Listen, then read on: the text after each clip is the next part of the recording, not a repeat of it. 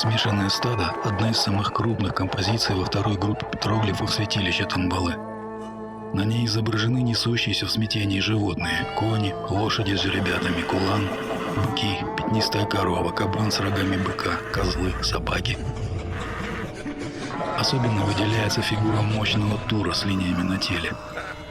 Какую идею хотел выразить древний художник, расположив таким явно неестественным образом всех этих реальных и фантастических существ? По всей видимости, это рассказ о неупорядоченном состоянии изначального хаоса, где все и вся пребывают в смешанной, неразделенной, незавершенной форме. Из этой первичной неразберихи и какофонии получился когда-то упорядоченный, гармонично устроенный космос цивилизации Бронзового века. А создатели Тамбалы хранили память об этом великом событии.